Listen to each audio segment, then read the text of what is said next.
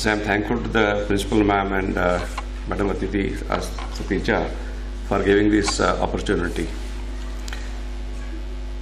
See, आप सब लोग डॉक्टर्स के पास जाते होंगे.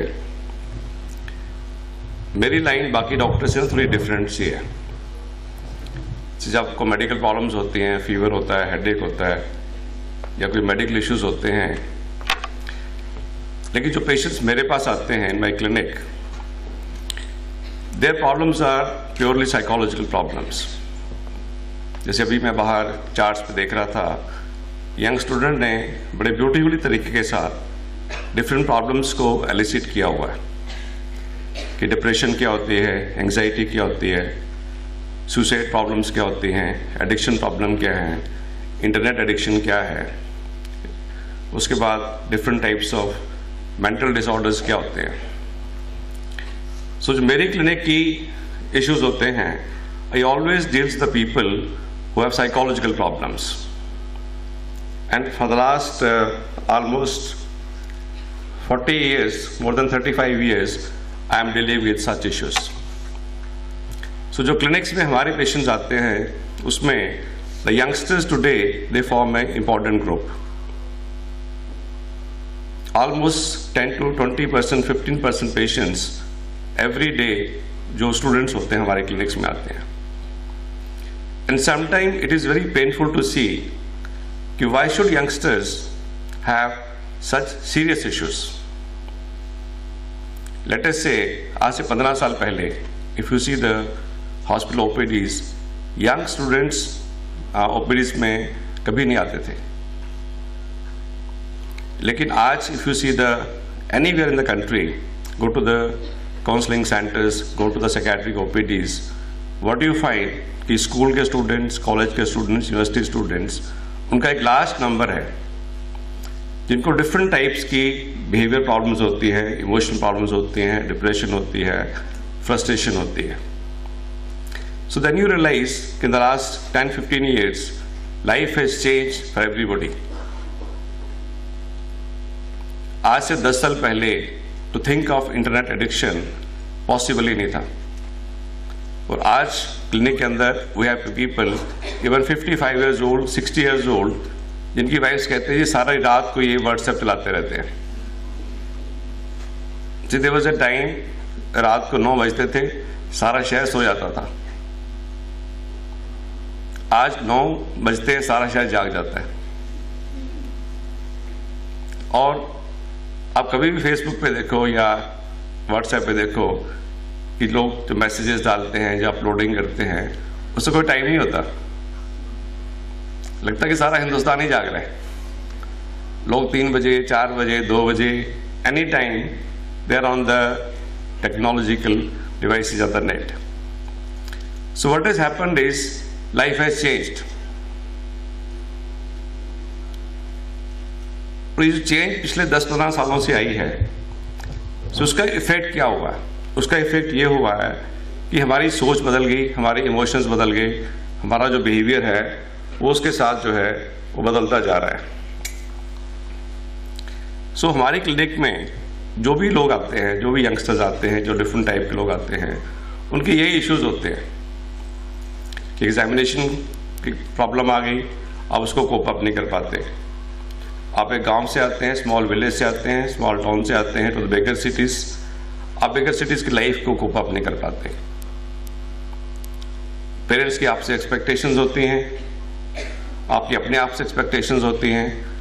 और एग्जामिनेशन सिस्टम है कि हर आदमी तो फर्स्ट नहीं आ सकता, हर आदमी आगे नहीं जा सकता, हर आदमी में इतनी कैपेबिलिटी नहीं होती, या हर आदमी में इतने एसेट्स नहीं होते. तो लाइफ में डे टू डे बेसिस पे जो फ्रस्ट्रेशंस हैं, अनहैप्पीनेस है, वो इकट्ठी होती जाती है. दूसरी जो चेंज आज की लाइफ में आई है उसमें यह है कि आज आप किसी से पूछो कि आपके कितने फ्रेंड्स हैं, तो जनरली बच्चे क्या जवाब देते हैं? लोगों के आज कितने फ्रेंड्स होते हैं आजकल? क्योंकि तो मेरे 500 फ्रेंड्स हैं. ठीक है जी. छोटा सा बच्चा होता है, अपने पेरेंट्स को बोलता है मम्मी मेरे 100 फ्रेंड्स हैं, और उसको 99 का नाम ही नहीं पता होता. अगर आपके आज फेसबुक में 1000 फ्रेंड्स हैं या 500 फ्रेंड्स हैं, तो आप उनको जानते ही नहीं हो, आपका उनके साथ में कोई लिंक ही नहीं है, लेकिन फिर भी हम उनको फ्रेंड्स गिनते हैं। और जब आप किसी हॉस्टल के बच्चे से बात करो या किसी कॉलेज के स्टूडेंट से बात करो तो उससे पूछो भाई तुम अपनी प्रॉब्लम किससे डिस्कस करते हो, एंड देन ही सेज मेरा तो कोई फ्रेंड ही नहीं है जी, मैं किससे बात करूं।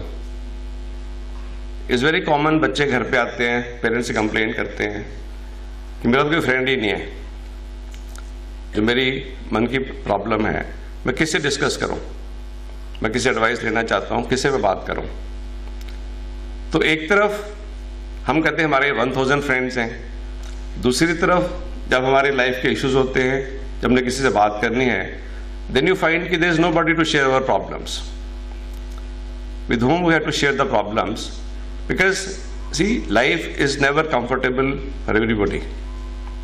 लाइफ में तो अप्स एंड डाउन डेली आते हैं,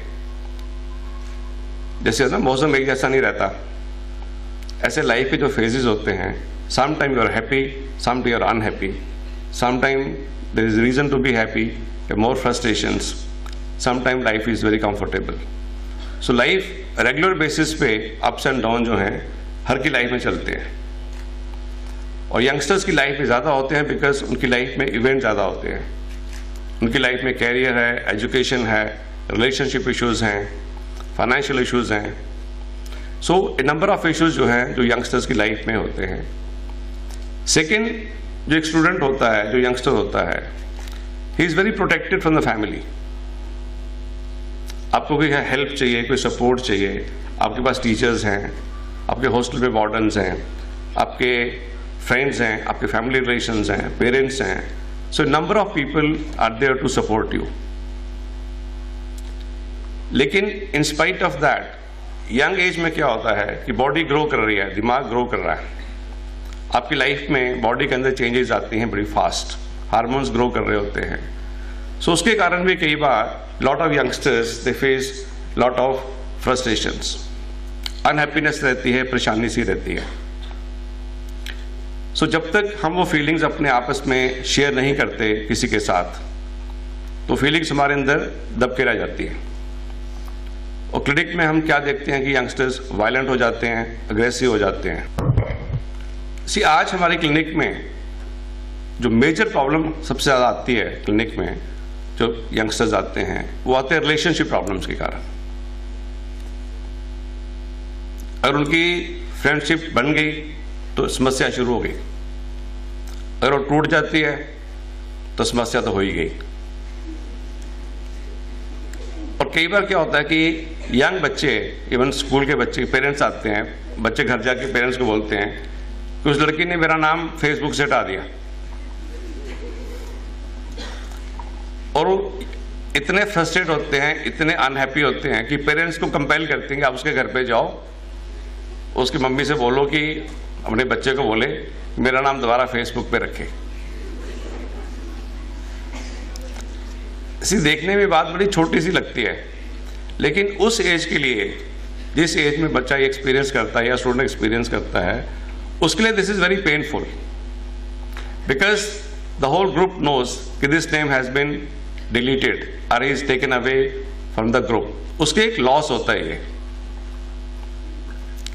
और कई बच्चे इतने डिस्टर्ब हो जाते हैं, जैसे वैलेंटाइन डे होता है, every next 1 week you have lot of youngsters कि अंकल मुझे मेरी फ्रेंड ने गिफ्ट नहीं दिया, मुझे फ्रेंडशिप बैंड नहीं दिया, या बैंड दिया तो बड़ा सस्ता दे दिया। सो दीज इश्यूज जो हैं, आज से 15-20 साल पहले ये सोसाइटी में थे ही नहीं, there were no issues like this. लेकिन आज ये जो इश्यूज जो हैं, they have become very important. Youngsters clinic में आएंगे, क्लिनिक में आते हैं कि मैंने उसको रिक्वेस्ट भेजी है, वो रिक्वेस्ट एक्सेप्ट ही नहीं कर रही, उसने मेरे दूसरे क्लास वालों की जो रिक्वेस्ट है वो एक्सेप्ट कर ली है, और जो मेरी रिक्वेस्ट है उसको एक्सेप्ट ही नहीं कर रही। So these issues, they look very minor issues, but once you see the youngsters, उनके लिए मरने जीने का क्वेश्चन होता है। See, हम एज ए अडल्ट हम अपने लेवल पे इश्यूज को असेस करते हैं, हम सोचते हैं कौन सी बड़ी बात है, लेकिन जिसके लिए ये बात होती है वो यंगस्टर जो है या स्टूडेंट है वो बड़ा ह्यूमिलेटेड फील करता है, वो बड़ा रिजेक्टेड फील करता है कि मुझे इस ग्रुप में से बाहर निकाल दिया गया। और सबको क्लास में पता चल जाता है या उस ग्रुप में पता चल जाता है या उसने मुझे ब्लॉक कर लिया और मेरे फ़ोन को अटेंड नहीं कर रहा या मेरे मैसेज का जवाब नहीं दे रहा, मैं उसको व्हाट्सएप पे उसने मुझे डिलीट कर दिया। सो ये जो इश्यूज़ हैं ये यंगस्टर्स के लिए बड़े इंपॉर्टेंट इशू हो जाते हैं। ये बड़ी सिंपल सी पिक्चर है कि हम सब एक सोशल एनिमल हैं, हम अकेले ज़िंदगी में नहीं रह सकते। और जो लोनलीनेस है, जो अकेलापन है, वो आज की डेट में डिप्रेशन का सबसे बड़ा कारण है। जो लाइफ की फ्रस्ट्रेशंस है, लाइफ की अनहैप्पीनेस है, उसका सबसे बड़ा कारण है। लास्ट ईयर की बात है, एक लड़की 9th में पढ़ती थी, बड़ी एग्रेसिव होनी शुरू होगी, बड़ी वायलेंट होनी शुरू हो गई। जैसे हम अडल्ट को मेडिसिन देते हैं उस लेवल पे जाके उसको हैंडल करना पड़ा, हाई मेडिसिन देके। हुआ क्या, उसकी क्लास में एक उसका लड़का था 9th क्लास में, उसकी उससे फ्रेंडशिप हो गई। पेरेंट्स दे थॉट कि ये गलत हो रहा है, उन्होंने बच्चे को स्कूल से चेंज कर दिया और बच्चा इतना अग्रेसिव हो गई कि बड़ी मुश्किल से उसको मैनेज हुआ। तो जब उसकी काउंसलिंग चल रही थी तो काउंसलिंग वो कहती कि जो प्रॉब्लम मेरी बबलू समझता है वो घर में कोई नहीं समझता। मैं बबलू के साथ अपने दिल की बात कर लेती हूँ, वो अपने दिल की बात करता है, हम एक दूसरे को अंडरस्टैंड करते हैं, लेकिन वो बात ना मम्मी समझती है, ना पापा समझते हैं, ना भैया समझता है। So what you realise was कि there was a communication, there was a friendship bond between two persons. And जब बच्चे का स्कूल चेंज हो गया, उसको इतनी सीवियर क्राइसिस आ गई, इतने लंबे टाइम के लिए वो लड़की अग्रेसिव हो गई, वायलेंट हो गई, स्कूल नहीं जा पाई, उसको एडमिट करना पड़ा। और जब हम अडल्ट को देते हैं, हाई डोज ऑफ मेडिसिन देते हैं कंट्रोल करने के लिए, उस डोज पे जाकर उसको मैनेज करना पड़ा। So what you realise in practice is कि यंगस्टर्स आजकल छोटी छोटी बात पे परेशान हो जाते हैं। As a parents, as a teachers, sometime what we feel कि बात तो कोई हुई नहीं, कि क्या बात हुई है, कुछ भी नहीं हुआ। But as the youngster is concern, उसके लिए बड़ी मेजर क्राइसिस है, उसके लिए एक न्यूक्लियर वार है। So I think as a parents, as a teacher, हमें अपनी अंडरस्टैंडिंग भी बढ़ानी पड़ेगी कि जो बच्चों की छोटी छोटी प्रॉब्लम्स होती हैं, they are serious issues for them. See that is why you see, आप लोकल अखबार पढ़ के देखिए, every day what you find is कि 14 साल के बच्चे ने सुसाइड कर ली। कल परसों की बात है, बच्चे के एग्जाम में नंबर कम आए, द चाइल्ड वाज ओनली 14-15, उसने सुसाइड कर ली। And unfortunately what you find is कि हिंदुस्तान के अंदर कैंसर से लोग कम मरते हैं, सुसाइड से लोग ज़्यादा मरते हैं। So I think the important lesson is कि जब भी आपको कोई प्रॉब्लम हो, जब भी आपको कोई इमोशनल प्रॉब्लम आती है, बिहेवियर प्रॉब्लम आती है या डिप्रेशन की प्रॉब्लम आती है, यू मस्ट कम्युनिकेट। आप अपने फैमिली वालों से बात करिए, अपने फ्रेंड से बात करिए, अपने कोलीग से बात करिए, अपने टीचर से बात करिए। बिकॉज जब माइंड नेगेटिव हो जाता है कि आपके एग्जामिनेशन में नंबर कम आए, आपको कोई चीज़ चाहिए, पेरेंट्स नहीं दे पाते। सी आजकल क्या होता है, हर बच्चे को हर चीज़ चाहिए।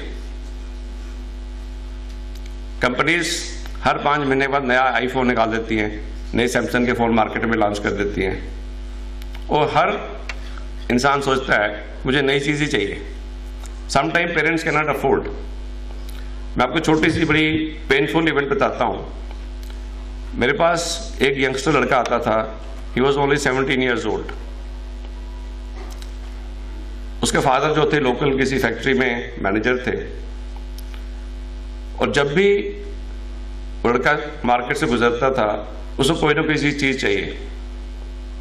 उसको ब्रांडेड कपड़े चाहिए, उसको ब्रांडेड वॉच चाहिए, शूज़ चाहिए, हर चीज़ को महंगी चाहिए। और जब पेरेंट्स अफोर्ड नहीं करते थे, ही वॉज वेरी एब्यूसिव, वो वायलेंट होता था और मदर को मारता था। हमारे क्लिनिक में लॉट ऑफ यंगस्टर्स आते हैं जो अपने पेरेंट मदर्स को मारते हैं, छोटे भाई को मारते हैं, ग्रैंड पेरेंट्स को मारते हैं, जो आज से 10-15 साल पहले it was totally unheard in Indian society कि कोई मदर को भी हिट कर सकता है। वो लड़का जो जमालपुर से आता था क्लिनिक में, और जब वो मार रोड से गुजरता था या झांसी रोड से गुजरता था, लोगों के बड़े बड़े घर देखता था, and he would criticize his parents कि आप बेकार हो, आप यूजलेस हो, आपके पास इतनी बड़ी कोठी नहीं है, आपके पास इतना बड़ा घर नहीं है, कार नहीं है। And every day his father used to give me message कि आज मेरे बेटे ने ये कहा, आज मेरे बेटे ने ये कहा। आज से 20 दिन की बात है, that father eight 2 o'clock gave a call to the call center helpline के लिए कि मैं बड़ा डिप्रेशन में हूं कुछ दिन से, बच्चा मुझे बहुत तंग कर रहा है। And next morning he committed suicide, he hanged himself. This was one case where the pressure from the child was so much, father could not cope it. अभी मार्केट में iPhone 6 आया हुआ है, costing about 60-70,000 rupees, and he said मुझे ये चाहिए, जहां से मर्जी लेके आइए। सी मेजॉरिटी पेरेंट्स के पास इतनी सपोर्ट नहीं होती कि बच्चे की हर डिमांड को मान सकें, पॉसिबल ही नहीं है। दुनिया में ऐसे कोई पेरेंट्स नहीं है who can fulfil every demand of the child, because demands बढ़ती रहती है, डिमांड्स कभी भी कम नहीं होती। वो कहते हैं ना, जो नीड्स होती हैं, जो हमारी नीड्स हैं वो लिमिटेड है। खाना खाने की नीड्स, कपड़े डालने की needs, they are limited, but जो डिजायर्स हैं, जो इच्छा होती है, हर इंसान का मन चोर होता है, उधर दिल मांगे मोर। आपको कोई चीज मिल गई, you are not satisfied, you want more. And this father bought a iPhone 4 almost 25,000 का उसके लिए लेके मार्केट से आया था, उसकी डेथ, अपनी डेथ के 2 दिन पहले। एंड उसकी जो सैलरी थी वो मेरे ख्याल 25-26 हज़ार ही थी। So this was one example the child was so much demanding. उसको पता था कि मेरे पेरेंट्स इसको अफोर्ड नहीं कर सकते। सी, वर्ल्ड के अंदर हर पेरेंट अपनी जरूरत, अपनी कैपेसिटी के हिसाब से ज्यादा बच्चों को लुक आफ्टर करता है। अगर उसकी कैपेसिटी 5% की है, वो 10% लुक आफ्टर करेगा, अगर 20% की है 40% लुक आफ्टर करेगा, लेकिन हर चीज की एक लिमिट होती है। सो कोई भी पेरेंट्स हर बच्चे की डिमांड को पूरा नहीं कर सकता, और जब बच्चों की डिमांड पूरी नहीं होती, से आजकल क्या होता है कि आजकल दुनिया का कोई भी इंसान अपने खुशी से खुश नहीं होता, वो दूसरे को दुखी देके खुश होता है। अगर किसी ने बढ़िया कपड़े डालिए ब्रांड के, दूसरे वाला पहले उदास हो जाता है। It is very common. अगर किसी की, आपकी सिस्टर है, ब्रदर है, कजन है, या आपके साथ कोई कोलीग है, आप वो क्या पहनता है, वो क्या डालता है, उसके पास क्या क्या क्या टेक्निक्स हैं, क्या क्या डिवाइसेस हैं टेक्निकल, उसको देख के आप परेशान हो जाते हो। सो सबसे पहले हमें ये रियलाइज करना चाहिए कि लाइफ में हमें हर चीज नहीं मिल सकती। ऐसा पॉसिबल ही नहीं होता कि दुनिया में हर आदमी हर चीज को ले। सो जब हम ये सोच लेंगे कि हमें हर चीज चाहिए, हमें हर चीज ब्रांडेड चाहिए, हमें हर चीज नहीं चाहिए, वो हम अपने आप के लिए एक प्रॉब्लम क्रिएट कर रहे हैं। हमारे पास काफी यंगस्टर्स आती है, गर्ल्स आती हैं, इनकी मैरिज एज होती है, और मैरिज के बाद प्रॉब्लम शुरू हो जाती है। पीछे एक सिंपल सी फैमिली थी, एंड हस्बैंड से, डॉक्टर साहब मैं काम से वापस आता हूं तो वाइफ की डिमांड होती है, मैं उसको फुलफिल नहीं कर पाता। उसकी वाइफ कहती, मेरे पापा तो मेरी सारी बातें मानते थे, जब मैं चाहती थी तभी मुझे सामान ले देते थे। इसको मैं कहती हूँ, कहते मैं कल लेके दूंगा, परसों लेके दूंगा, ये कौन होता मुझे परसों करने वाला, ठीक है ना। सो लाइफ की जो रियलिटीज हैं वो डिफरेंट होती हैं। So I think as a student we must realise कि we can not get everything in our life. And second, life में कुछ लेने के लिए you have to put hard work, उसके बिना कुछ नहीं होता। दुनिया में लाइफ में कोई शॉर्टकट्स नहीं होते। आजकल हमारे पास एक कपल आता है, उनकी सीरियस मैरिटल इश्यूज हैं, आप सुन के हैरान हो जाओगे। द बॉय सेज मैं फैक्ट्री से आता हूं, मेरी वाइफ जो है लैपटॉप पे होती है, और जब मेरी शक्ल देखती है लैपटॉप बंद कर देती है। और मैंने इससे पूछा भाई इसका पासवर्ड क्या है, तो लड़की तुम कौन होते पूछने वाले पासवर्ड, मैंने तुम्हारा पासवर्ड पूछा कभी? सो पॉइंट ये है कि जो यंगस्टर्स के इश्यूज हैं वो डे टू डे पे बढ़ते जा रहे हैं। सो जो रिलेशनशिप इशू है पर्टिकुलरली उस पर थोड़ा सा मैं फोकस करना चाहता हूं। आज जो रिलेशनशिप इशू है, एक तो सेम जेंडर के साथ है, सेम सेक्स के साथ है, प्लस अपोजिट जेंडर के साथ है। 4 दिन की बात है, हमारे एक दोस्त है, उनकी ग्रैंड डॉटर स्कूल से वापस आती है, she is only 5 years old। उसके हाथ में एक स्लिप है, अपनी मम्मी को स्लिप देती है, तो मम्मी को कहती है कि ये मेरे क्लास का बॉयफ्रेंड है, तो इसकी मम्मी से बात करो कि मैंने उससे बात करनी है। तो उसकी मम्मी का मोबाइल नंबर वो लेके आती है, वो कहती है मेरे जब मैं स्कूल वैन में बैठती हूँ ये मेरी जगह रखता है, और जब मैं वैन से नीचे उतरती हूँ मेरा बैग नीचे उतार के लेके आता है। सो 5 साल का जो बच्चा है उसने अपनी स्लिप पे दूसरे बच्चे की मदर का नंबर दिया कि पहले परमिशन ले लो तो फिर हम आपस में बात करेंगे। सो जो अपोजिट सेक्स के साथ में अट्रैक्शन है, no it starts very early, and second the youngsters think it is normal. See problem क्या है कि जो उनके पेरेंट्स हैं वो डिफरेंट मॉडल के हैं, गाड़ियों के मॉडल होते हैं ना, लेटेस्ट मॉडल, वो डिफरेंट मॉडल के हैं, उनकी सोच डिफरेंट है। लेकिन जो यंगस्टर्स हैं आज की डेट के अंदर वो एक डिफरेंट जनरेशंस के हैं। So every day in our clinic we have to realize, we have to understand their problems. हम उनको अपने हिसाब से जज नहीं कर सकते, हम जजमेंट नहीं पास कर सकते कि गलत है कि ठीक है, जो है we have to accept as a parents.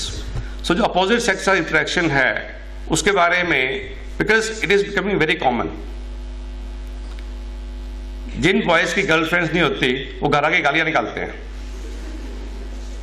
कि जैसे ये पेरेंट्स का कसूर है, और आज एक स्टेटस सिंबल बन गया बॉयज का या गर्ल्स का, एक फ्रेंडशिप का एक स्टेटस सिंबल है। जो नहीं है वो अपने आप को बड़ा लो डिप्रेस फील करता है। कितने लोग एग्री करते हैं इस बात को? कितने लोग इस बात को एग्री करते हैं कि फ्रेंड्स का होना एक स्टेटस सिंबल बन गया है? और जिनको नहीं होता उनको बड़ी फ्रस्ट्रेशन होती है, उनको बड़ी डिप्रेशन रहती है, फ्रस्ट्रेशन रहती है कि जैसे जिंदगी में उनकी ये कोई कमी चल रही हो। सो जो रिलेशनशिप इशू है यंग एज में, ये मन के अंदर काफी टेंशन पैदा करता है। अब देखोगे कि जैसे मोस्टली यंगस्टर्स व्हाट्सएप पे रहते हैं या चैटिंग कर रहे होते हैं। जब आप किसी को बात करते हो, जो मैं देखता हूँ क्लिनिक में प्रॉब्लम्स क्या आती हैं कि आपने किसको मैसेज किया, दूसरा इमीडिएटली विद इन सेकेंड्स गुस्से में उसका जवाब दे देता है, आपने भी गुस्से में जवाब दे दिया। सो अभी बात कन्वे नहीं हुई होती, गुस्सा पहले आ जाता है। आपको किसी ने कुछ कहा, माइंड को टाइम चाहिए उसको सेटल होने के लिए, उसको अंडरस्टैंड करने के लिए, उसके कॉन्सिक्वेंसेस क्या हैं। लेकिन आपके पास टेक्निक होती है, आपने बटन दबाया, मैसेज चला गया। अब ये सुना है कि मैसेजेस व्हाट्सएप वाले भी एक नया सॉफ्टवेयर लॉन्च करने लगे हैं कि जो आपने मैसेज भेज दिया उसको वापस ही मंगवा सकते हो। क्योंकि आज की डेट में क्या है कि अगर आपने व्हाट्सएप पे मैसेज डाला किसी को, वो वापस नहीं आ सकता। You can not delete a message, it has gone.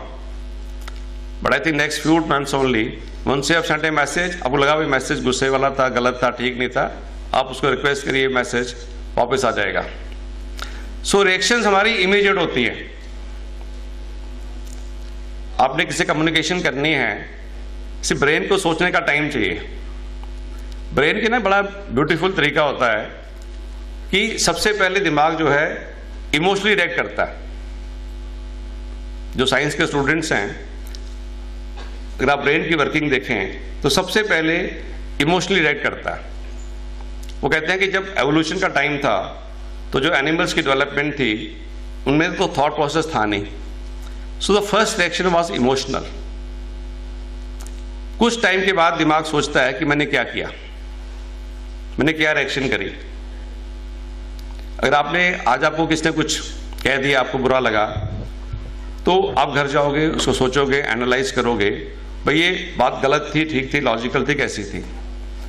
लेकिन जब आपने इमीडिएटली रिएक्ट कर दिया, विद इन सेकेंड्स आपने रिएक्ट कर दिया, मोबाइल पे आपने रिएक्ट कर दिया या आपने लैपटॉप पे रिएक्ट कर दिया चैटिंग करते हुए, सो उसमें क्या हुआ कि हमने सोचा ही नहीं, हमने जो थिंकिंग ब्रेन था उसको टाइम ही नहीं दिया कि ये बात गलत थी कि ठीक थी। सो जो रिलेशनशिप है वो इमीडिएटली खराब हो गया। आप किसी को बुरा कहना चाहते ही नहीं थे, यू लाइक ए पर्सन और उसकी क्लोजनेस है, लेकिन अनजाने में या एक इमीडिएट रिएक्शन में आपने उसको ऐसे कमेंट्स पास कर दिए। सो जो रिलेशनशिप इशू है उसके कारण हमारे पास काफ़ी पेशेंट्स आते हैं, यंगस्टर्स आते हैं जिनमें स्ट्रेस रहता है, एंग्जाइटी रहती है, डिप्रेशन रहती है, उदासी रहती है। इस लाइफ में हम हर सिचुएशन को हैंडल नहीं कर सकते, हर स्ट्रेस को हम हैंडल नहीं कर सकते। दो आदमी, दो पर्सन जो हैं स्ट्रेस को बराबर हैंडल नहीं कर सकते। और अभी मैडम अदिति से बात हो रही थी कि बच्चों की जो स्ट्रेस हैंडलिंग है वो कम होती जा रही है, बिकॉज उनको लाइफ में ज़्यादा कंफर्ट्स हैं, डिफ़िकल्ट टाइम उन्होंने देखा नहीं है। जब भी डिफ़िकल्ट टाइम आता है उनको समझ नहीं आता कि हम इसको कैसे कोप अप करें। और जो यंग ब्रेन होता है, जो डेवलपिंग ब्रेन है, जैसे आपका 18 साल के, 19, 20, 21 साल का ब्रेन होता है, it creates lot of hormones. Body grow कर रही होती है, ब्रेन की ग्रोथ हो रही होती है, सो इमोशनल टर्माइल बहुत होता है। और कई बार हम क्लिनिक में देखते हैं, इवन कॉलेजेस में टीचर्स देखते हैं कि यंग बॉयज एंड गर्ल्स गुस्से में आके, फ्रस्ट्रेशन में आके अपना नुकसान कर देते हैं। उनको लगता है कि बस ये जीने मरने का क्वेश्चन हो गया। बात छोटी सी होती है, बात बड़ी इनसिग्निफिकेंट होती है। आपको किसी ने टोक दिया, तुम ये क्यों कर रहे हो, या फैमिली में टोक दिया है, किसी आपसे फ्रेंडशिप टूट गई, या टीचर ने कुछ कह दिया, या आपके ब्रदर सिस्टर ने कुछ कह दिया। बात छोटी सी होती है, बट आपकी जो इमोशनल रिएक्शंस हैं, जो आपकी एंग्जाइटी होती है, स्ट्रेस होता है, डिप्रेशन इतनी ज़्यादा होती है कि आप उसको हैंडल नहीं कर सकते। तभी आदमी जो है नेगेटिव सोचता है। एंड लॉट ऑफ टाइम्स आप कोई गलत स्टेप ले लेते हो, अपना नुकसान कर देते हो। लॉट ऑफ गर्ल्स अपनी ब्लेड लेके अपनी वेन्स काटने की कोशिश करती हैं। आप कई बार इंसेक्टिसाइड ले लेते हो या अपने को नुकसान पहुंचाने की कोशिश करते हो। जब भी स्ट्रेस होता है, जब भी टेंशन होती है, उसमें कई सिम्टम्स होते हैं। सो एज ए स्टूडेंट्स हमें पता होना चाहिए कि हमारे अंदर जो स्ट्रेस होता है उसकी प्रेजेंटेशन कैसी होती है। या तो साइकोलॉजिकल सिम्टम्स होते हैं, या फिजिकल सिम्टम्स होते हैं, या उसके बिहेवियर सिम्टम्स होते हैं। हमारा दिमाग, हमारा मन और जो हमारी बॉडी है, इसमें काफ़ी क्लोज लिंक होता है। जब भी हम कुछ सोचते हैं, इमीडिएटली उसका हमारे हार्ट पे इफेक्ट होता है, हमारे ब्लड प्रेशर पे होता है, हमारे पेट पे होता है, सारी बॉडी के अंदर होता है। So as a intelligent student हमें पता होना चाहिए कि स्ट्रेस के कारण हमें कई मेडिकल इश्यूज भी हो जाते हैं, कई मेडिकल सिम्टम हो जाते हैं। कई लोगों को सीवियर माइग्रेन हो जाती है, हेडेक शुरू हो जाती है। सो जो कॉमनेस प्रॉब्लम आती है वो आती है डिप्रेशन की, सैडनेस की, कि आपका काम करने को मन नहीं करता, आपका पढ़ाई में मन नहीं लगता, आपको नींद नहीं आती, आपको कॉलेज आने का मन नहीं करता, आप चुप चुप हो जाते हो। सो जब भी आप अपने आगे पीछे देखो, अपनी क्लास या हॉस्टल में देखो कि कोई स्टूडेंट जो है वो 15 दिन हो गए, 20 दिन हो गए, स्लो हो गया, बातचीत नहीं कर रहा, किसी एक्टिविटी में पार्टिसिपेट ही नहीं कर रहा, चुप चुप रहता है, या बिना कारण गुस्सा करता है, या उसके मन में एक डर सा रहता है, एक घबराहट सी रहती है, बेचैनी सी रहती है, रात को नींद नहीं आती, तो I think he is a one person और she is a one person जिसको हेल्प की जरूरत है। डे टू डे बेसिस पे हम सब लोग डिस्टर्ब होते हैं, सब लोग अपसेट होते हैं, पर next day you become normal. That is the life is. But आपको लगता है कि 15 दिन हो गए, 20 दिन हो गए, ये जो मेरी सहेली है, मेरी कुलीग है, ये अपसेट हो रही है, इरिटेट रहती है, बातचीत नहीं कर रही, क्लास में जाती नहीं है, सारा दिन हॉस्टल में रहती है, सोई रहती है, तो उसके बिहेवियर में कुछ तब्दीलियां आ गई हैं या कुछ चेंजेस आ गई हैं. So I think then we must be alert कि this is a person who can have some serious problems. We must talk to the person. होता क्या है कि आजकल हर आदमी अपनी लाइफ में बिजी रहता है. वो कहता है मेरी प्रॉब्लम थोड़ी है, तो उसकी प्रॉब्लम है, मैं इससे बात क्यों करूं. लेकिन जो डिप्रेशन का मरीज होता है या डिप्रेशन की कंडीशन होती है, हर आदमी बात करना चाहता है. हर आदमी चाहता है कि मेरी बात कोई सुने, मैं अपने मन की बात किससे शेयर करूं.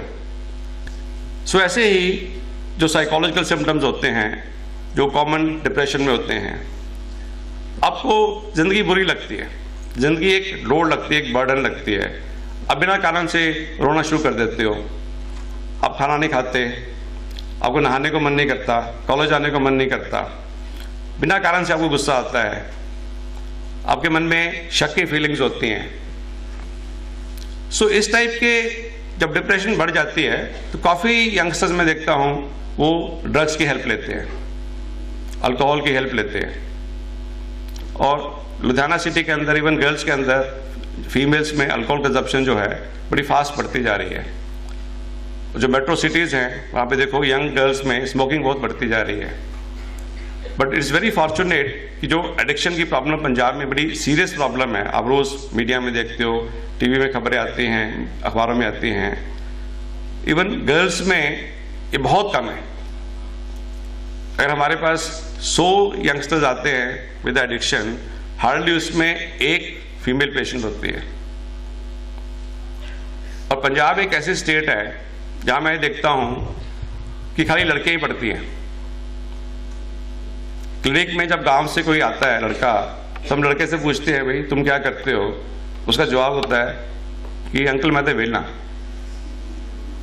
जैसे कि पंजाब में वेला होना भी एक क्वालिफिकेशन है. अगर 10 लड़के क्लिनिक में आते हैं, 9 उसमें वेले होते हैं. और जो सिस्टर साथ में होती है, या वो एमएससी कर रही है, या बीडीएस कर रही है, या इंजीनियरिंग कर रही है, या दिल्ली में पढ़ रही है, इतना उसका गैप होता है. तो मैंने एक लड़के से पूछा यार तुम क्यों नहीं पढ़ते, ये सारी लड़कियां पढ़ती हैं. कहते हैं अंकल हमारे लिए पढ़ रही हैं, हमें पढ़ने की क्या जरूरत है, ये तो हमारे लिए पढ़ रही हैं. और लुधियाना में क्या सिस्टम है कि जब भी कोई बिजनेसमैन की शादी होती है तो आप किसी फीमेल पेशेंट से बात करो जो क्लिनिक में होती है, तो लड़की कहती है अक्सर मैं तो एमएससी पढ़ी हुई हूँ. तो उससे पूछो आपके हस्बैंड कितने पढ़े हैं, कहते जब तो रिश्ता होना था तो कहते थे बीए पढ़े हैं, जब हमारी मंगनी हो गई पता लगा जी 10+2 पढ़े हैं, जब शादी हो गई कहते अंकल मुझे पता भी नहीं स्कूल भी गया है कि नहीं. So Punjab is one of the states जहां पे जो बॉयज के एजुकेशनल लेवल है उसमें ड्रास्टिक फॉल होता जा रहा है. And it is very common to see in the clinic, even from the villages the girls are 27, 28, 29 who have done professional courses but they're unmarried. Because the parents कहते हैं कि लड़के पढ़े लिखे में मिलते ही नहीं है. पर्टिकुलरली विलेजेस में देयर आर सर्टेन कम्युनिटीज, उन कम्युनिटीज में हमें जो एजुकेटेड बॉयज हैं वो होते ही नहीं. एंड विलेजेस में सबसे बड़ा डर होता है कि the boy may not be a drug addict, because addiction has become very rampant in Punjab. So one message I want to give you is कि जब भी आदमी डिप्रेशन में जाता है, जब भी आप अपसेट होते हो, डिप्रेस होते हो या दुखी होते हो, बड़ा आसान लगता है कि आपने नींद की गोली खाई और सो गए. इट लुक्स वेरी कन्वीनियंट कि आपने बियर पी, आपने कोई आजकल बड़ी फीमेल ड्रिंक्स चल पड़ी मार्केट में, ब्रीजर चलती है कहीं और चलती है, आपने पी और सो गए. It is very common. लेकिन व्हाट हैज हैपेंड इज कि आपने उस सिचुएशन को फेस नहीं किया. What you have done is you have found a easy escape route out of that situation. और नेक्स्ट टाइम जब प्रॉब्लम आपको आती है, चाहे कम प्रॉब्लम नेक्स्ट टाइम आती है, again you look for the same help. अगर आपने नींद की गोली खाई है, अगर आपने कोई ट्रैंक्विलाइजर खाया है, तो next time also you will do the same thing. आप हिंदी मूवीज देखते होंगे, जब भी कोई लड़की फ्रस्ट्रेट होती है बियर की बोतल खोल लेती है.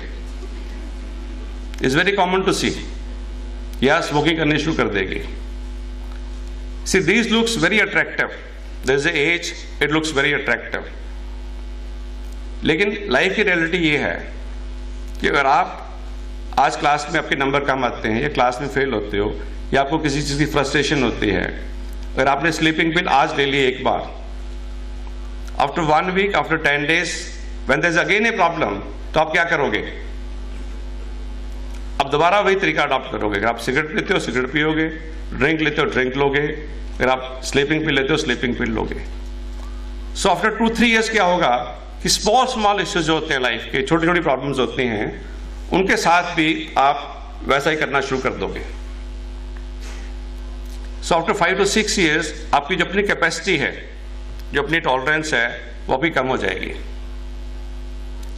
क्लिनिक में मैं 2 टाइप के लोग देखता हूं. एक देखता हूं उनको हेडेक होती है, वो तो हम बर्दाश्त कर लेंगे जी, कोई प्रॉब्लम नहीं है, हम 10 मिनट रेस्ट करेंगे, हम अपने दुपट्टा बांध लेते हैं, सो जाएंगे, ठीक हो जाएगी हेडेक. दूसरा कहता है मैं तो गोली खाऊंगा, मेरे से बर्दाश्त नहीं होती हेडेक. सो जो टॉलरेट करता है हेडेक को, उसके चांसेस बड़े कम हैं कि वो टेबलेट्स खाएगा. लेकिन जो थोड़ी भी हेडेक बर्दाश्त नहीं करता, थोड़ी भी पेन टॉलरेट नहीं करता, उसके चांसेस ज़्यादा हैं कि वो आस्ता आस्ता एडिक्ट बन सकता है. So one important lesson I want to tell you is कि अपनी प्रॉब्लम्स के लिए, जो लाइफ की प्रॉब्लम्स हैं, जो डे टू डे के इश्यूज हैं, उनको कभी भी अल्कोहल के साथ, स्मोकिंग के साथ या टेबलेट्स खा के सॉल्व ना करिए, because that is not the solution to those problems. वो आपकी प्रॉब्लम को कम नहीं करेगा, वो धीरे धीरे इसको बढ़ाएगा. जैसे अल्कोहल कंजप्शन होती है, अगर मेल अल्कोहल लेता है और उसको 10 साल लगते हैं उसके लिवर डैमेज होने में, अगर सेम क्वांटिटी की फीमेल अल्कोहल लेती है उसको 4 साल में लिवर डैमेज हो जाता है. So never in your life you try to solve your problems by taking the help of the alcohol, smoking, other drugs. But unfortunately, this is becoming a common trend. So another point I want to discuss with you is कि जब भी आप परेशान होते हो, जब भी आपको लगता है कि आप टेंशन को हैंडल नहीं कर पा रहे, आप स्ट्रेस को हैंडल नहीं कर पा रहे, सिचुएशन आपके लिए मुश्किल होती जा रही है, यू मस्ट ऑलवेज कम्युनिकेट. आमतौर पे क्लिनिक में देखते हैं कि स्टूडेंट हॉस्टल में होता है और वो प्रॉब्लम 5-6 महीने, साल चलती रहती है, और जो साथ का कमरे का कोलीग है उसके बच्चे के पेरेंट्स को भी इन्फॉर्म नहीं करता. प्रॉब्ली हर आदमी अपनी लाइफ में इतना इन्वॉल्व होता जा रहा है कि पेरेंट्स को साल तक, 6 महीने तक पता नहीं चलता कि जो बच्चा उनका हॉस्टल में रह रहा है उसको प्रॉब्लम आती है. See, coming to the relationship issues, एक जिंदगी का बड़ा हार्ड फैक्ट है कि जो बॉयज गर्ल्स का रिलेशनशिप होता है उसमें you have to be very cautious. It is not a casual relationship, आप इसको लाइटली नहीं ले सकते. जितने बॉयज गर्ल्स हमारे पास क्लिनिक में आते हैं, धीरे धीरे जो रिलेशनशिप है वो फ्रेंडशिप से एक इंटेंस रिलेशनशिप इशू बनना शुरू हो जाता है, और जो फीमेल्स पे कॉन्सिक्वेंसेज उसके होते हैं वो इतने नेगेटिव होते हैं, इतने गलत होते हैं कि अगर आप लाइफ में कॉशियस नहीं हैं, अगर आप प्रिकॉशंस नहीं बरते, आप अलर्ट नहीं होते, then you have to pay a heavy price for that. So आज का जो लेक्चर था इसमें मैं 2-3 पॉइंट्स को हाईलाइट करना चाहता हूं कि नंबर 1 कि डे टू डे प्रॉब्लम्स के लिए जब आपकी लाइफ में इश्यूज आते हैं, you should never take the help of the drugs, never take alcohol to solve your problems, never smoke to solve your problems, because वो सॉल्व होने वाली नहीं है. उससे जो प्रॉब्लम्स हैं आपको लगता है कि सॉल्व हो गई, दिमाग सुन्न हो गया, वो पोस्टपोन हो जाएंगी, लेकिन वो सॉल्व नहीं होंगी. सेकेंड, जैसे आज टेक्नोलॉजी है या फेसबुक के through, never communicate with the unknown people. जिनको आप जानते नहीं हैं, जिनको आप पहचानते नहीं हैं, जो आपके लिंक में नहीं है, उनसे आप कम्युनिकेट ना करिए. अभी कुछ महीने पहले की बात है, कि फिलीपाइंस में what happen, there were friendship with lot of people on the Facebooks. About 12 girls उनकी फेसबुक से फ्रेंडशिप थी। सो फ्रेंडशिप आगे बढ़ती गई, लड़के उनसे मिलते गए। Then one day those 12 girls was called to the farm house for a party. वहां पे कंटेनर था, एक कंटेनर होता है सामान डालने के लिए, जब सामान एक्सपोर्ट किया जाता है। All girls were put in the container, sent to the another country. So कभी भी आप अननोन बंदे के साथ, अननोन पर्सन के साथ अपनी फ्रेंडशिप ना करिए, कम्युनिकेशन ना करिए जिसको आप जानते नहीं है। बिकॉज फेसबुक के अंदर थाउजेंड्स अकाउंट्स होते हैं जो फेक होते हैं। But what is happening is कि द गर्ल्स मोस्टली मैंने देखा है इमोशनल होती हैं, वो हर चीज कम्युनिकेट कर देती हैं, फैमिली के बारे में, अपने बारे में, पास के बारे में, हर चीज कम्युनिकेट कर देती हैं। एंड सेकेंड, जो चीज आज आप फेसबुक पे डालते हो या व्हाट्सएप पे डालते हो, आप उसको डिलीट भी कर देते हो, इट इज ऑलवेज देयर। जो इंफॉर्मेशन हमारे मोबाइल के ऊपर होती है, लेटर से, जो आज सबके पास स्मार्टफोन्स हैं, जो वेब कनेक्टेड होते हैं, this every bit of information is lying somewhere else. ये कंपनीज के सर्वर पे होती है। जो भी आप उसमें पिक्चर्स डालते हो, जो भी फोटोग्राफ्स डालते हो, वो कंपनीज के सर्वर में होती हैं। पीछे कुछ दिन की बात है, हमारे एक दोस्त के बेटे की मंगनी होने वाली थी, ऑलमोस्ट फाइनल था। लड़के ने फेसबुक पे उस लड़की की प्रोफाइल देखा और कहीं गोवा में वो ड्रिंक पी रही थी किसी लड़के के साथ, मंगनी टूट गई। So whatever pictures you put on the Facebook, I think we should be very very cautious, because that is there forever. अगर आप सोचते हो कि उसको आप उतार लोगे या डिलीट कर दोगे, वो डिलीट होती नहीं है, वो हमेशा उस पर रहती हैं। So with a unknown person or a stranger person, never ever you develop any relationship, because then you will pay a heavy price for that. और क्लिनिक्स में ऐसे अजीब हरकतें लोग करते हैं, ऐसे ऐसे पिक्चर्स फेसबुक पे डाल देते हैं, ऐसे ऐसे कमेंट्स डाल देते हैं फेसबुक के ऊपर कि उसके बाद उनकी एक्सप्लॉयटेशन शुरू हो जाती है। आज आप किसी के साथ कहीं अकेली जगह पे जाते हो, इतनी हाई टेक्नोलॉजी है कि अगला आपकी वीडियो बना देता है एंड नेक्स्ट 10 years वो आपको एक्सप्लॉइट करता रहता है। सो जब भी आप फ्रेंडशिप करते हो, you must be very cautious कि मैं क्या कर रही हूं, इसके कॉन्सिक्वेंसेस क्या हैं। See one thing I want to communicate is कि इस एज में क्या लगता है कि जब पेरेंट्स आपको टोकते हैं, पेरेंट्स आपको रोकते हैं, आपको बुरा लगता है। It is very common. Her growing child को लगता है कि मेरे पेरेंट्स बड़े इंटरफेयरिंग है, बड़े नैरो माइंडेड है, इनको दुनिया का पता ही कुछ नहीं है, ये समझदार नहीं है। लेकिन आपकी लाइफ में या किसी की लाइफ में जितना कंसिडरेट या जितने केयरिंग आपके पेरेंट्स होंगे, दुनिया में कोई नहीं हो सकता। जो अननोन इंसान है, जिसको आप जानते नहीं हो, वो कभी भी आपको उतना केयरिंग नहीं होगा जितने कि आपके पेरेंट्स होंगे। लेकिन जब ग्रोइंग एज होती है, जब एक मन के अंदर गुस्सा आता है, हॉस्टिलिटी रहती है, तब आपको जो पेरेंट्स की बातें होती है, टीचर्स की बातें बुरी लगती है। ये क्यों टोकते हैं? हमारी इंडिपेंडेंट लाइफ है। आजकल ना बड़ा कॉमन सेंटेंस है कि मेरी इंडिपेंडेंट लाइफ है, आपको क्या लेना देना मेरे से। सो जब भी आपको प्रॉब्लम आती है किसी स्टेज में, you must always communicate with your parents and never think कि जो आपके पेरेंट्स हैं, जो आपकी फैमिली है, वो आपका फायदा नहीं चाहती या आपका नुकसान करना चाहती है। But what happens is at this age you start believing a stranger. मैं कई बार देखता हूं कि लड़कियां अननोन के साथ ही भाग जाती हैं। उसके क्या कॉन्सिक्वेंसेस होते हैं, वो उनको सारी उम्र उसके लिए सफर करना पड़ता है।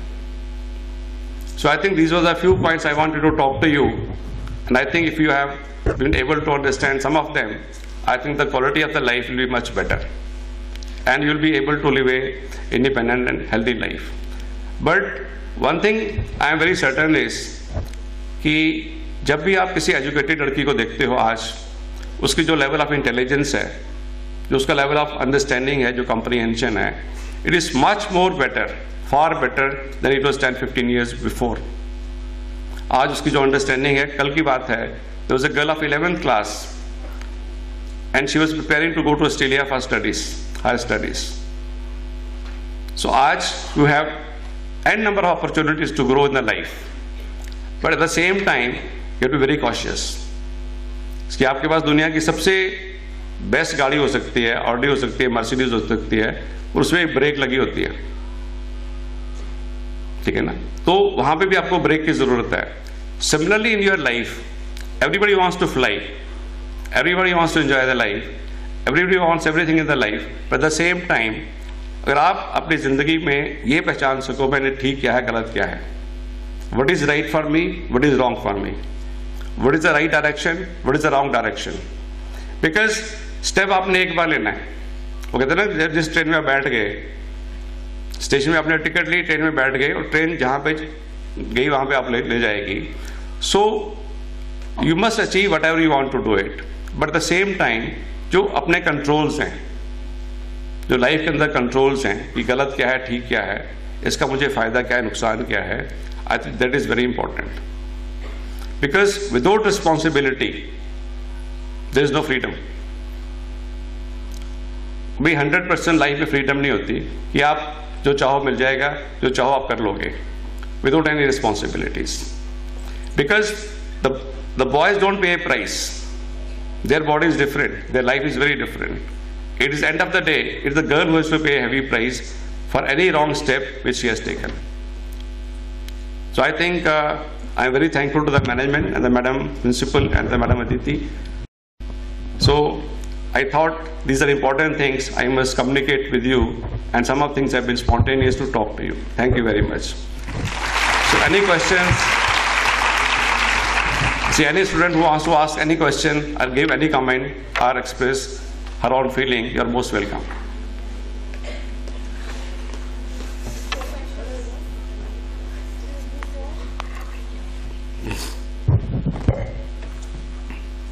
I feel the main reason between me and my parents is the generation gap. How can I cope up with it? So I think first your parents have to cope up. Please sit down. See, 10 years back, 15 years back, when the youngsters were coming to in my clinic, so I was not trying to understand their problems. But today, I am more sympathetic with their problems. I think first it is the parents they have to understand. But the child is growing. He has his own ambitions, her own desires. So it is the responsibility of the parents which they have to understand that this gap has to be there. And how they have to handle it. See, if parents are very rigid, then doesn't work. If parents are very flexible, and what you find today, the educated parents are very flexible. Lot of youngsters, even boys, tell their personal problem to their mothers. So the first is communication. See, it is both ways. Once you are communicating, there are two parties, the children and the parents. So both have to be flexible. One, the children must understand the parents are doing something right for them. That is a basic thing. Second, the parents must understand that this is a different age group. See, होता क्या है ना, the mother will say हमारे time में ऐसा नहीं होता था, the father will say हमारे टाइम में ऐसा नहीं होता था, the child will say आपके टाइम में मोबाइल था, आपके टाइम में कोई इंटरनेट था. चंदा, fight will start. I think both the parties have to understand it's a changing time. So after 10 years, you will also become parent.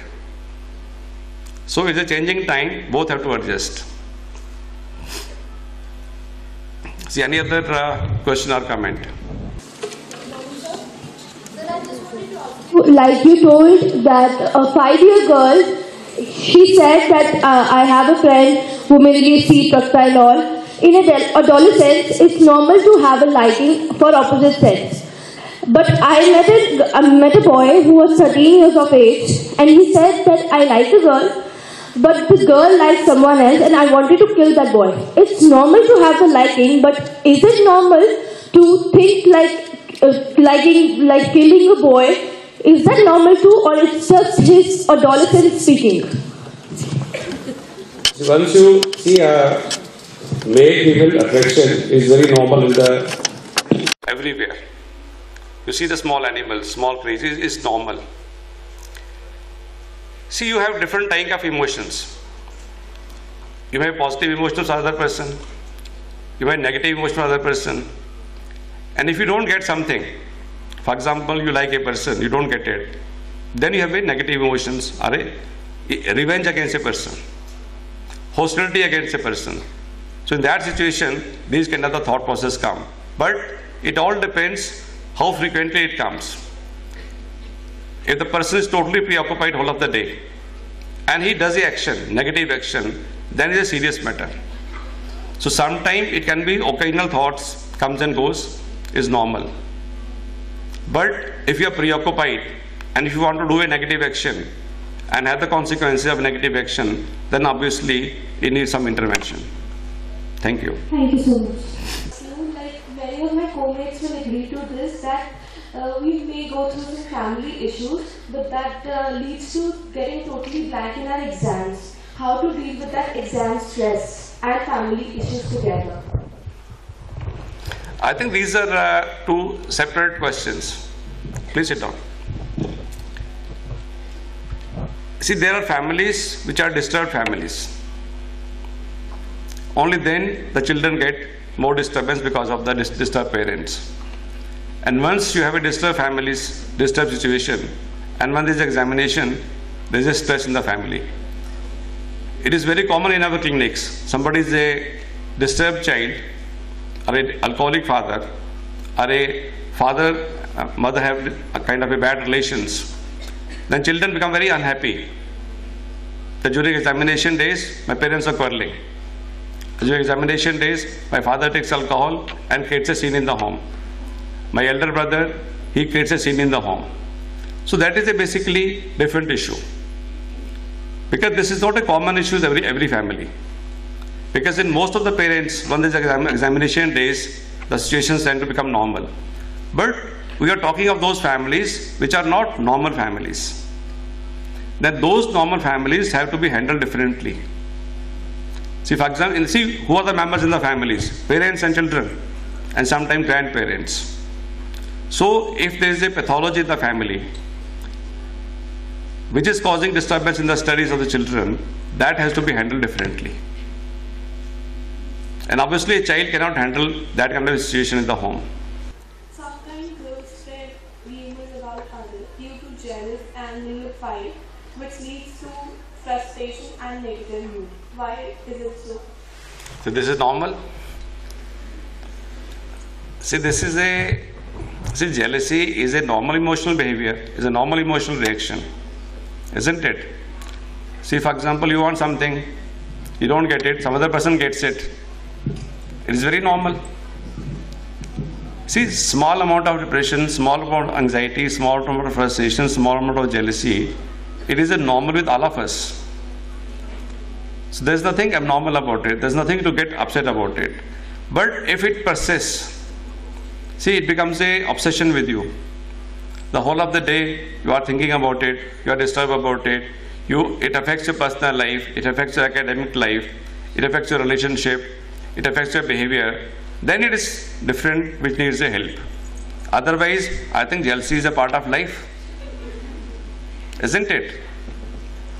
This is the way the societies grow. You see other person doing better, you also make an attempt. So I think it's a part of life, normal life. Good morning, sir. I want to ask that if you are trying to pursue a person or try to change your mindset, and if they are not, and if you fail to do so, then what should you do? Can you explain again? If you are trying to pursue a person or trying to change their mindset, and if they are not pursuing, then what should you do? See, never try to change the mindset of that person, because you will never be able to do it. See, we have lot of misconceptions in our mind. I see lot of people in my clinic. See, we have lot of misconceptions in our mind, and girls have one misconception कि हम इस बंदे को change कर देंगे. वो ना नावलों में होता है. गुलशन नंदा के नावल होते थे ज़माने में, तो उसमें होता था कि मैं इसको चेंज कर दूंगी। मेरे पास कई बार क्या होता है कि सीरियस पेशेंट्स आते हैं, वो are recently married and the wife will say कि डॉक्टर साहब इसको इसकी मदर ने प्यार नहीं दिया, मैं इसको प्यार दूंगी। इसकी मदर ने इसको ठीक तरीके से रखा नहीं है, मैं ठीक तरीके से रखूंगी। ठीक है ना? जैसे आपने कहा कि हमने किसी का माइंडसेट चेंज करना है, never try to do, because 99% time you will not succeed. ये पेन ड्राइव है ना, मेटल की बनी हुई है, इसकी एक नेचर है, इसका एक स्वभाव है, इसकी क्वालिटी है, वो परसिस्ट करती है। जो भी इंसान आपकी लाइफ के अंदर है, he has his own family background, genetic background, environment, and he has his own temperament. You cannot change it. And I tell you, people don't change in their lives. They remain the same. But under certain circumstances, they try to control their behavior and modify their behavior. So, ये जो feeling कभी ना आप ये रखना मन के अंदर कि इस इंसान को मैं बदल दूंगी या इसका मैं स्वभाव चेंज कर दूंगी। अगर आप चेंज कर सकते हो, खाली अपना टेम्परामेंट कंट्रोल कर सकते हो, उसके अलावा कुछ नहीं कर सकते। Thank you. हाँ जी मैडम।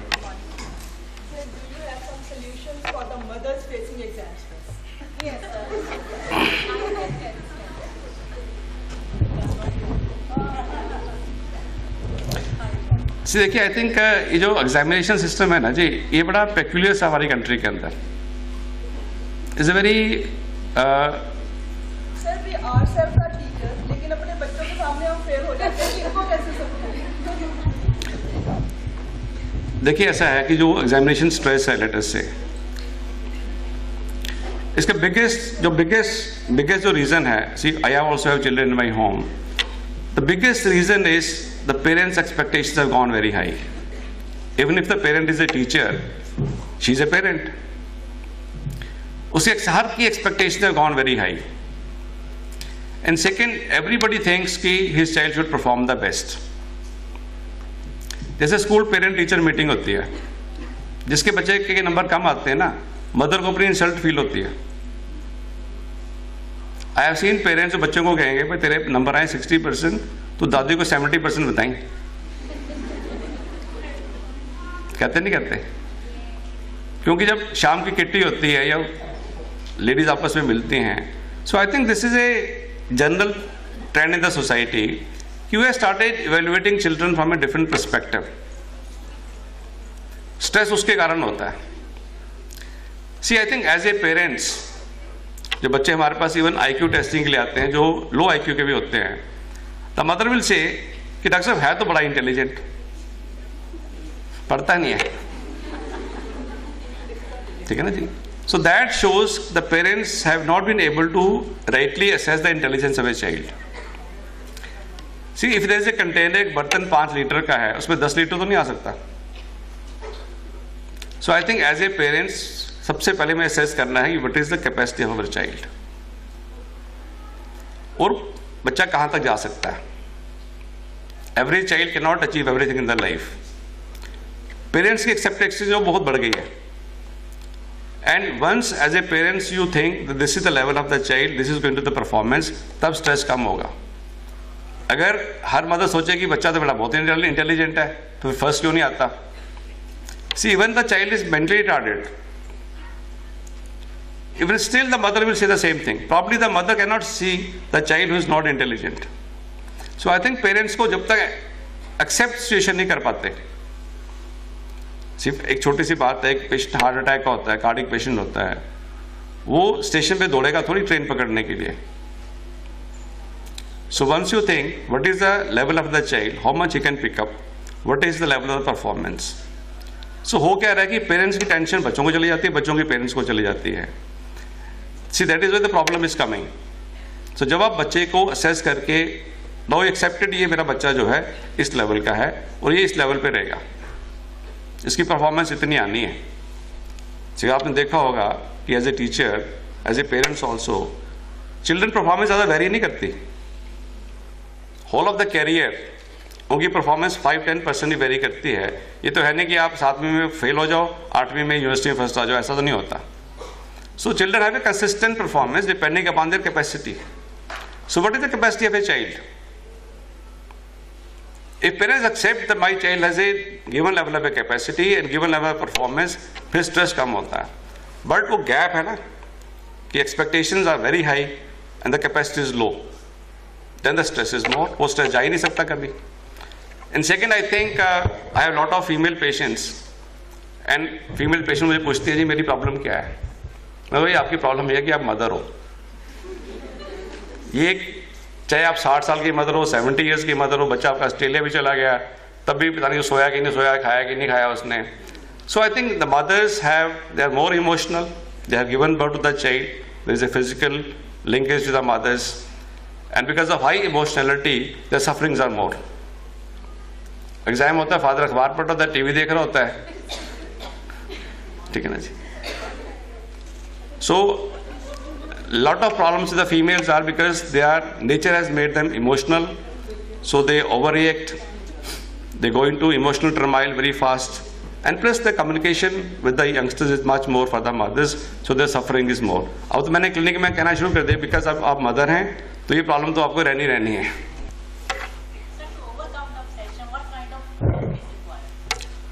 किस टाइप के ऑब्सेशंस?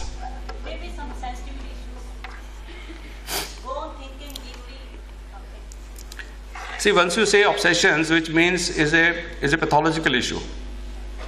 See, एक होता है ना कि normally something happens and 2-3 days you are preoccupied. That is normal. It depends कि वो बात कितनी गहरी थी.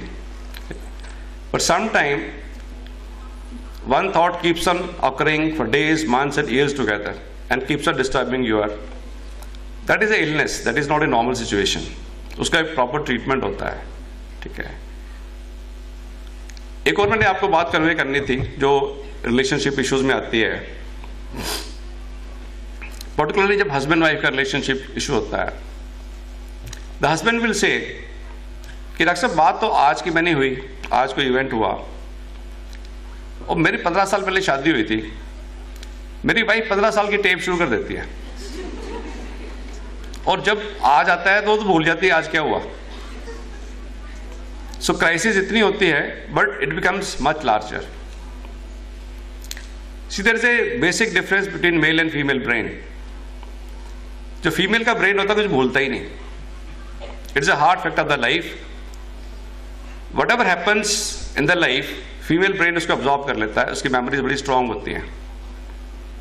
सो जब इंटरपर्सनल रिलेशनशिप होते हैं the female has to unwind the whole tape. उसकी कंपल्शन है ब्रेन की कि तुम्हारी माँ ने ये कहा था, तेरे भाई ने ये कहा था, वो तो बात तो आज की हो रही है, नहीं पहले वो तो सुन ले।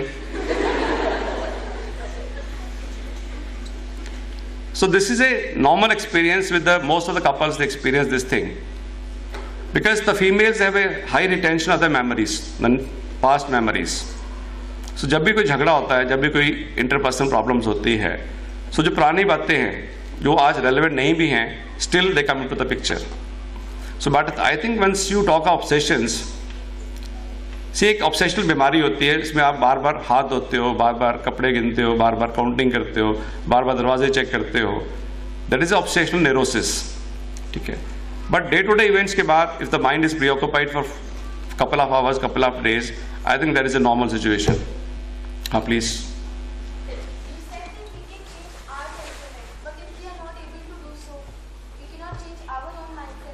Then don't try to do it. See, I said it, you can, there are two things. One is, can you change other people? This is one. I personally feel it is not possible to change other people. See, there are a lot of, you see the religious gurus, so many avatars. Has the society changed? Everybody has religious books in the families. Has the society changed? The human behavior remains the same. Second, I told was, you cannot change other person, but if you can try to change only yourself. I never said you can change yourself. You get my point? You can only try to change yourself because that is the only option you have. Relationship में है, आप कहीं काम कर रहे हैं, you are in a job, there is a job issues, there are 100 people working there, can you change them? तो who has to adjust? से recent marriages होती हैं ना, जब marriages में issues क्लिनिक में आते हैं, the girl will say किस घर में कोई मेरे से एडजस्ट ही नहीं कर रहा, ये चेंज ही नहीं होते, इनका डाइट का कोई सिस्टम चेंज नहीं होता. The question is why should they change for you? If there are 20 people in the family staying for 40 years, आप आज उस घर के अंदर आए हो, तो हाउ डू यू एक्सपेक्ट कि 40 people will change for you? Possible ही नहीं है. अगर आप हिंदुस्तान की ट्रेन में जाते हैं, आप ट्रेन में सफर करते होगे, आप ट्रेन के अंदर गए, जगह बैठने की नहीं है, कौन चेंज होता है? जो खड़ा होएगा उसी को जगह बनानी पड़ती है ना, जो सबसे लास्ट एंटर करता है. So others don't change for you, but the only thing is if you are aware about your weaknesses. See मुझे पता है कि मेरे में ये कमी है, मैं हाइपर होता हूँ, मैं जल्दी परेशान हो जाता हूँ, मैं जल्दी डिप्रेस हो जाता हूँ, या मुझे ज़्यादा गुस्सा आता है. प्रॉब्लम क्या होती है कि ऑल ऑफ अस थिंक कि मैं तो सबसे बढ़िया हूँ, मेरे में कोई कमी है ही नहीं. आप अक्सर देखते होंगे कि देयर आर सर्टेन पीपल उसे, मैं तो जी दिल में बात रखता ही नहीं, मैं तो मुंह में मारता हूँ, ठीक है जी, मैं तो ठा कह के कह देता हूँ. So if you are aware about your weaknesses, आपको पता है भी मेरी पर्सनैलिटी में ये कमी है, मेरे टेम्परामेंट में ये कमी है. So the first is awareness level. See we are not perfect, कोई दुनिया में कोई परफेक्ट नहीं होता, दुनिया में कोई दी बेस्ट नहीं होता. Everybody is a balance of positive and negative things. But if you are aware कि मेरे में नेगेटिव चीजें हैं, कि फॉर एग्जाम्पल मेरा कोलीग 10 मिनट पढ़ के याद कर लेता है, मुझे 20 मिनट लगते हैं, तो आप 20 मिनट लगाओ, ज़्यादा एफर्ट करिए. So first is awareness, and then once you are aware and you want to change yourself, only then you can do it. See all of us do it gradually. जो आप 5 साल पहले आपका behaviour था, आज नहीं होता, 5 साल बाद उससे और बेटर हो जाता है, 5 साल और मैच्योर हो जाता है, ठीक है. So I think end of the day we can change only ourselves, and if you're aware of changing ourselves. Thank you.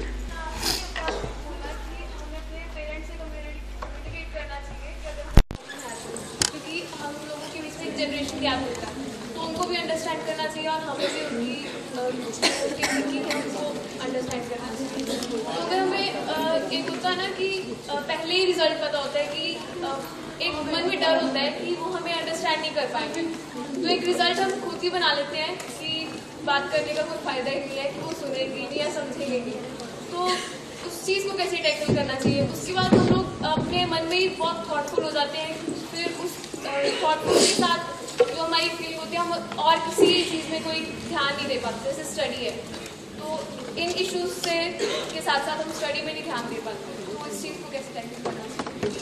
See, I think it is a very important, valid question. See, life में क्या होता है कि not only on this issue, हर इंसान अपने मन में ना अपनी कुछ फीलिंग्स बना लेता है हर चीज के बारे में.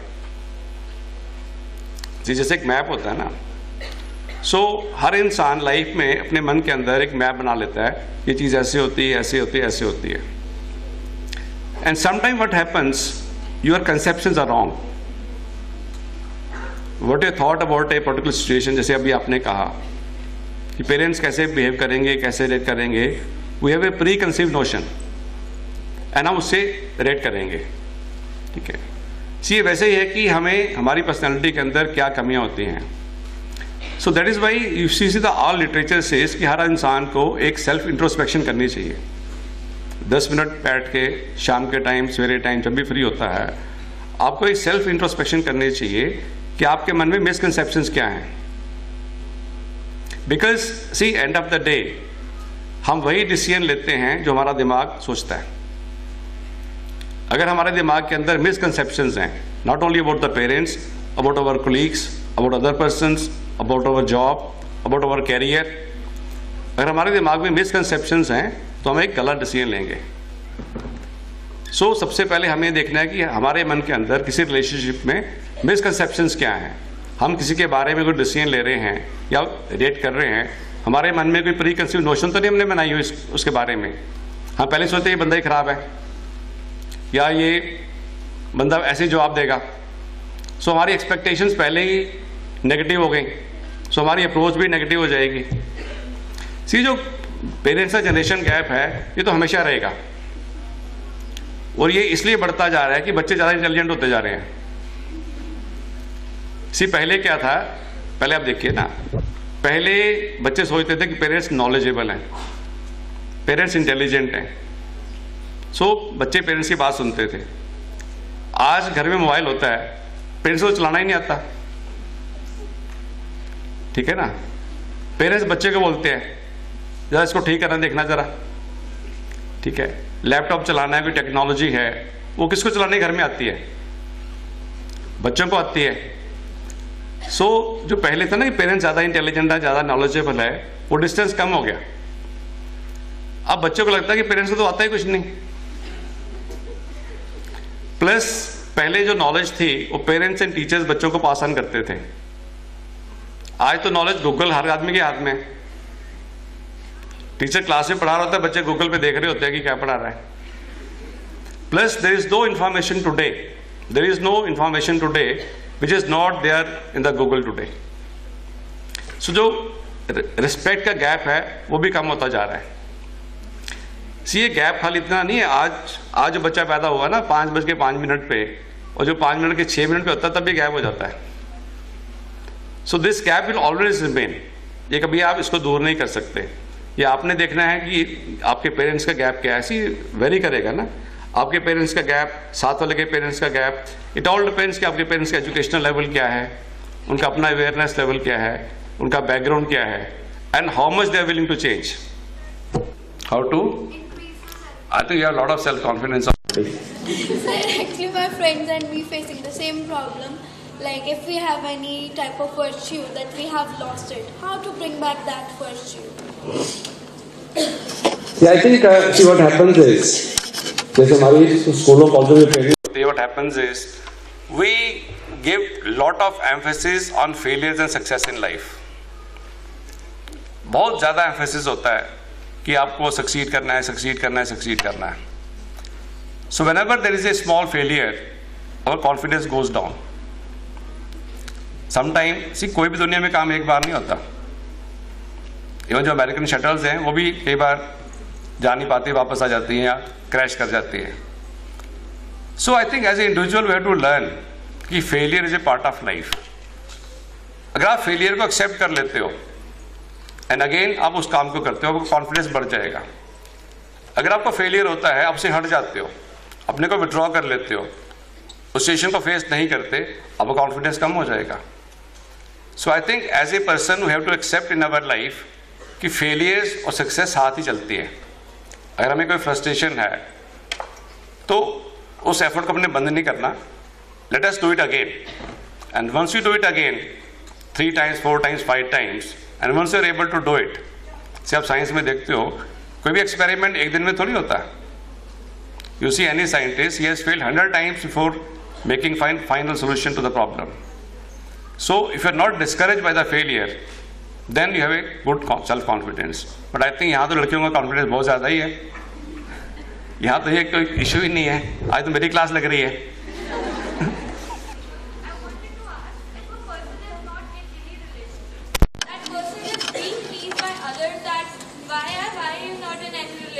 Are you abnormal or they make fun of that person? How a person should deal with that situation? I think this is a very crisis in the society today.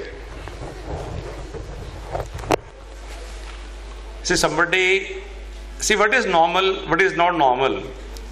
जो इसकी बड़ी सिंपल सी एक डेफिनेशन होती है। See what majority people do, that is considered normal. You get my point? Which may not be normal. अगर majority लोग सफ़ेद कमीज डालते हैं, एक पर्टिकुलर वे ऑफ ड्रेस डालते हैं, that is thought as a normal, because then people don't react. If out of 100 people, one wears a different dress or one's behavior is different, then people start making comments. I think it all depends upon the person, how much you are able to cope up with the situation. उस period के अंदर, group के अंदर, how much you can cope up the stress. If you are convinced, see for example, जैसे a parlour example, बच्चे hostel में जाते हैं. नो, बॉयज हॉस्टल में जाते हैं, alcohol is very common. Somebody who doesn't take alcohol today in the boys' hostel, he is considered as abnormal today. उसको बेइज्जती होती है, रिडिक्यूल होता है, उसकी इंसल्ट होती है, वो लो फील करता है, जैसे आपने सिचुएशन बताई. So you have two options. Either you take alcohol or you don't take it. And gradually जो लोग कमेंट करते हैं, they will stop doing it. See, end of the day, we should never do what others are doing. अब market में shoes लेने जाते हो, आप कौन सा शूज लेते हो जो आपके पैर में फिट होता है. आप किसी मैरिज में खाना खाने जाते हो, यू डोंट सी कि बाकी लोग क्या खाना खा रहे हैं, आप प्लेट में क्या डालोगे. What is your requirement. End of the day you are responsible for yourself. Your aim is to make yourself happy and satisfied. Grow yourself. What others are doing, you must remember, majority average लोगों की होती है society के अंदर. जो majority लोग हैं society के अंदर वो एवरेज होते हैं. So if you want to be above average, distinct from them, don't follow them. जो सोसाइटी के लीडर्स होते हैं सोसाइटी को थोड़ी फॉलो करते हैं. जो ट्रेंड सेटर्स होते हैं वो सोसाइटी को थोड़ी फॉलो करते हैं. या जो सोसाइटी में नई चीजें आती है वो सोसाइटी को थोड़ी फॉलो करते हैं. एवरेज आदमी को सोसाइटी फॉलो करनी है. If you think you are average, you are upset by the ridicule, you follow the society. If you think you have something different, something special, you have a strong personality, don't follow the society. After some time, people will follow you.